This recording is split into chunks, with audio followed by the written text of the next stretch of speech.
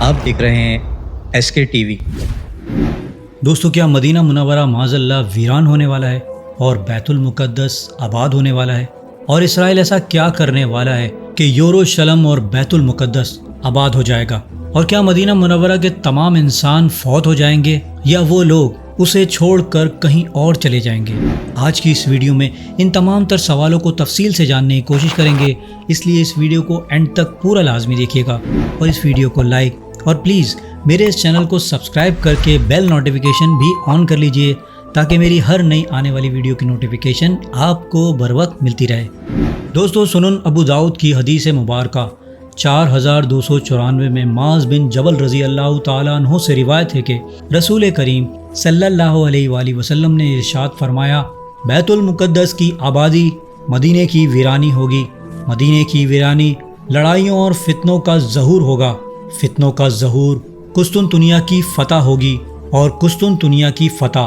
دجال کا ظہور ہوگا۔ پھر آپ صلی اللہ علیہ وآلہ وسلم نے اپنا ہاتھ اس شخص یعنی معاذ بن جبل رضی اللہ تعالیٰ عنہ کی ران یا منڈے پر مارا جن سے آپ یہ بیان فرما رہے تھے۔ پھر فرمایا، یہ ایسے ہی یقینی ہے جیسے تمہارا یہاں ہونا یا بیٹھنا یقینی ہے۔ دوستو، میرا سب کچھ قربان آپ صلی اللہ علیہ وآلہ وسلم پر۔ حدیث پاک میں ہمارے پیارے آقا صلی اللہ علیہ وآلہ وسلم نے پہلے بیت المقدس کے آباد ہونے کا ذکر فرمایا ہے۔ And what this means for the third Jewish temple in Jerusalem, Israel.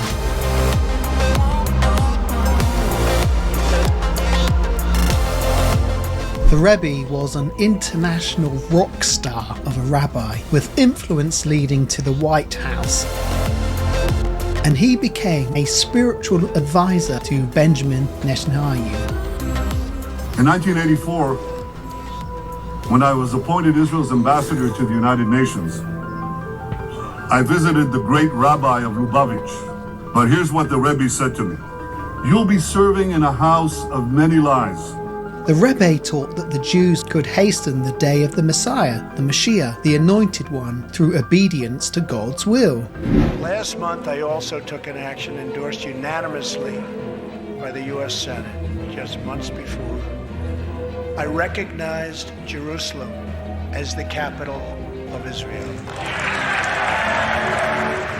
اور بس اب آنے والے کچھ ہی مہینے یا سال دو سال کی بات ہے کہ ہمیں بیت المقدس آباد ہوتا دکھائی دے گا، اور یہ ہر صورت ہونا ہے، یہ پتھر پر لکیر ہے، کیونکہ بیت المقدس مکمل طور پر یہودیوں کے قبضے میں چلا جائے گا اور وہ لوگ وہاں اپنی عبادت گاہ تعمیر کریں گے۔ اور یہودی کیوں اپنی عبادت گاہ وہاں تعمیر کریں گے؟ کیونکہ یہودیوں کے مطابق جب تک ان کا مندر وہاں تعمیر نہیں ہو جاتا تب تک ان کا مسیحا دجال دنیا کے سامنے ظاہر نہیں ہوگا، کیونکہ اسی حدیث مبارکہ میں دجال کے ظہور کا بھی ذکر فرمایا گیا ہے، مگر اس سے پہلے مدینہ ویران ہو جائے گا اور قسطنطنیہ بھی فتح ہوگا۔ اب دوستو، میں مسلسل آپ کو اپڈیٹ کر رہا ہوں کہ اسرائیل اپنے تھرڈ ٹیمپل کی طرف بہت تیزی سے پیش قدمی کر رہا ہے، اور صرف اگست کے مہینے میں اس نے دی ٹیمپل انسٹیٹیوٹ کی ویب سائٹ پر یہ اناؤنس کیا کہ we are ready to build the third temple in Jerusalem. The third temple. Building a third temple in Jerusalem. اور اس اناؤنسمنٹ کی کچھ ہی دن بعد ہزاروں یہودی آباد کار مسجد اقصیٰ کے صحن میں ان کے سلامتی کے مشیر بن گویر کے ساتھ گھس جاتے ہیں اور وہاں اپنی عبادت شروع کر دیتے ہیں، اور انٹرنیشنل لا کو اپنے پیروں تلے کچلتے ہوئے ہر حد پار کر جاتے ہیں، جبکہ مسجد اقصیٰ میں غیر مذاہب کے لوگوں کا عبادت کرنا سختی سے منع ہے۔ اور اس واقعے کے بعد نیتنیاہو 5 ستمبر کو ایک بریفنگ دیتے ہیں، اور اس بریفنگ میں دکھائے جانے والے اسرائیل کے نقشے سے ویسٹ بینک یعنی بیت المقدس کی طرف کا فلسطین نقشے سے ہی غائب کر دیا گیا ہے۔ اور دوستو، آپ دیکھیے کہ اسرائیل کسی دنیا کے قانون کو ماننے کو تیار نہیں، وہ اپنے راستے میں آنے والی ہر رکاوٹ کو جلد سے جلد ختم کر کے بیت المقدس پر اپنا قبضہ کرنے والا ہے۔ اس کی ایک چھوٹی سی مثال یہ ہے کہ ویسٹ بینک میں اسرائیل کے خلاف احتجاج کرنے والی ایک امریکی ٹرکش ایکٹیوسٹ جو کہ صرف 26 سال کی ایک نوجوان لڑکی تھی، وہ وہاں اسرائیل کے خلاف احتجاج کر رہی تھی کہ احتجاج کے دوران اسرائیلی فورسز نے اس کے سر میں گولی مار کر اسے ہلاک کر ڈالا۔ اس بات سے آپ اندازہ کر سکتے ہیں کہ اسرائیل کو کتنی جلدی ہے بیت المقدس پر قبضہ کرنے کی، اور اب یوں لگ رہا ہے کہ اسرائیل فلسطین کے ویسٹ بینک میں بھی ایک گرینڈ آپریشن لانچ کرنے والا ہے، کیونکہ ویسٹ بینک غزہ کی طرح نہیں ہے، وہ ٹکڑوں ٹکڑوں میں اسرائیل سے گھرا ہوا ہے، اور اسرائیل کو ویسٹ بینک میں غزہ کی طرح مزاحمت کا سامنا بھی نہیں کرنا پڑے گا۔ اللہ سبحانہ و تعالی ویسٹ بینک میں فلسطین کے مسلمانوں پر اپنا رحم فرمائے۔ مگر دوستو، بیت المقدس کے آباد ہونے کے بعد مدینہ کیسے ویران ہوگا؟ دوستو، آپ گریٹر اسرائیل کا یہ میپ دیکھیے، یہ وہ نقشہ ہے جو اسرائیل یادداشت کے طور پر استعمال کرتا ہے اور انہیں ان کا مقصد بتاتا رہتا ہے،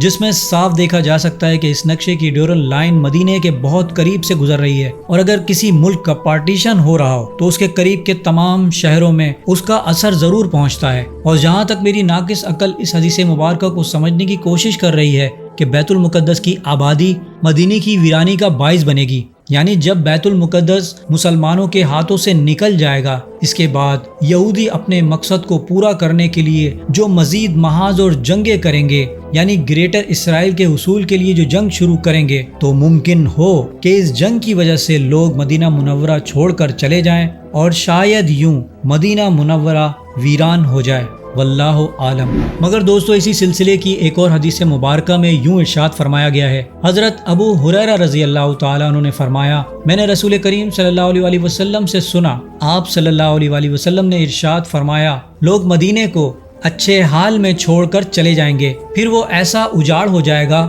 کہ وہاں وحشی جانور، درند اور چرند بسنے لگیں گے، اور آخر میں مزینہ کے 2 چرواہا مدینہ آئیں گے تاکہ اپنی بکریاں ہانک کر لے جائیں، لیکن وہاں انہیں صرف وحشی جانور نظر آئیں گے۔ جب وہ صنعت الوداع پر پہنچیں گے تو وہ اوندے منہ گر پڑیں گے۔ دوستو، احادیث مبارکہ کا بغور جائزہ لیا جائے تو یوں لگتا ہے کہ لوگ کسی بہت بڑی آفت یا جنگ کی وجہ سے مدینہ منورہ کو بالکل صحیح سلامت اور اچھی حالت میں چھوڑ کر چلے جائیں گے، یعنی مدینہ منورہ سے ہجرت کر جائیں گے۔ اور دوستو، غزہ کی جو جنگ 7 اکتوبر کو شروع ہوئی تھی، اگلے مہینے 7 اکتوبر 2024 میں اسے پورا 1 سال مکمل ہو جائے گا۔ اور آپ کو کیا لگتا ہے کہ غزہ کی جنگ کی بنیادی حیثیت کیا ہے اور یہ کیوں ہو رہی ہے؟ اور 9/11 کی وار اور ٹیرر جو جنگ تھی، کیا اس کا تسلسل بھی غزہ سے جا ملتا ہے؟ دوستو، یاد رکھیے گا، مسلمانوں کے خلاف آج تک جو بھی جنگیں ہم پر مسلط کی گئی ہیں، دراصل it's a chain of events, جس کی ہسٹری ہزاروں سال پرانی ہے،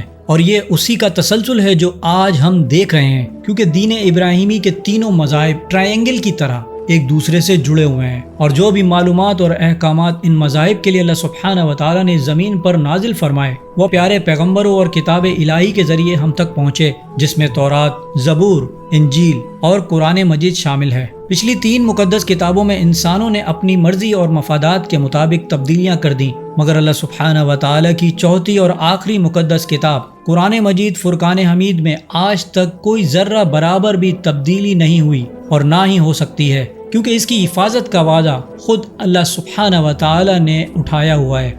اب دوستو، تینوں ابراہیمی مذاہب کی اپنی اپنی پروفیسیز ہیں، مگر جیسا کہ ہمیں معلوم ہے کہ یہود و نصارہ اپنی مقدس کتابوں میں بہت سی تبدیلیاں کر چکے ہیں، اس لیے وہ اللہ کے راستے سے بھٹک چکے ہیں، اور وہ لوگ جو کام اور جنگیں اور شیطانی عزائم دنیا میں کر رہے ہیں، بالخصوص مسلمانوں کے ساتھ جو کچھ بھی ہو رہا ہے، یہ ہونا ہے، کیونکہ احادیث مبارکہ میں امام مہدی علیہ السلام اور حضرت عیسیٰ علیہ السلام کی آمد سے پہلے کفار مسلمانوں پر خوب ظلم و ستم کریں گے، جو کہ آج اگر ہم دیکھیں تو وہ لوگ کر بھی رہے ہیں، اور یہ لوگ اپنی پروفیسی کو فالو کر رہے ہیں، بلکہ اس سے بڑھ کر آگے چل رہے ہیں۔ یہودی جسے اپنا مسیحا کہتے ہیں، عیسائی اسے اینٹی کرائسٹ یعنی مخالف مسیح کہتے ہیں، اور وہ یہ مانتے ہیں کہ پہلے مخالف مسیح آئے گا، اور یہودی اس کی آمد کے لیے مسلمانوں کی مقدس مسجد کو گرا کر یہاں اپنا مندر یعنی 3rd ٹیمپل تعمیر کریں گے، جہاں پر بیٹھ کر مخالف مسیح اپنی حکومت کرے گا، اور پھر حضرت عیسیٰ علیہ السلام آسمان سے اس زمین پر تشریف لائیں گے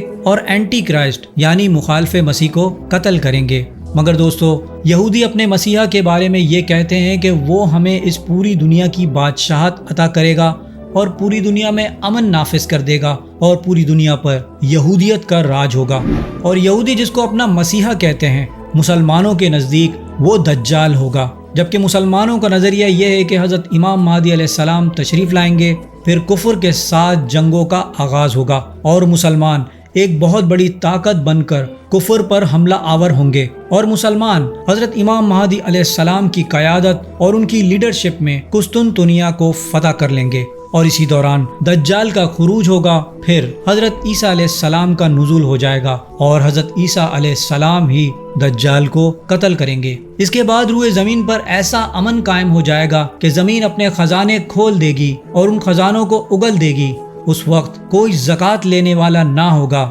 ہر شخص خوشحال ہو جائے گا اور اللہ سبحانہ و تعالیٰ کی برکتیں نازل ہونا شروع ہو جائیں گی۔ مگر دوستو، اس سے پہلے مسلمانوں پر بہت کڑا وقت ہوگا اور مسلمان اتنے کمزور اور بے بس ہوں گے کہ یہود و نصارہ مسلمانوں کے لیے اس روئے زمین کو تنگ کر دیں گے۔ اور آج جو کچھ بھی ہم دیکھ رہے ہیں یہ سب اسی کی ہی ایک کڑی ہے۔ اسی لیے دوستو، وقت بہت مشکل اور کٹن ہے اور ایمان اور جان بچانا مشکل ہو گیا ہے۔ اللہ سبحانہ و تعالی ہم مسلمانوں پر رحم فرمائے اور اپنا فضل و کرم فرمائے اور ہمارے ایمان کی حفاظت فرمائے، آمین۔ دوستو، امید کرتا ہوں میری ویڈیو سے آپ کی معلومات میں اضافہ ہوا ہوگا اور کچھ نیا جاننے کو ملا ہوگا۔ اگر میری ویڈیو آپ کو اچھی لگی ہے تو میری ویڈیو کو لائک کریں، میرے چینل کو سبسکرائب کر لیجئے اور بیل آئیکن پہ بھی کلک کر دیں، اور اس ویڈیو کو اپنے دوستوں کے ساتھ، اپنے پیاروں کے ساتھ زیادہ سے زیادہ شیئر بھی کیجیے گا۔ اب میں ملوں گا آپ کو ایک ایسی انفارمیٹیو ویڈیو کے ساتھ، تب تک کے لیے اللہ حافظ۔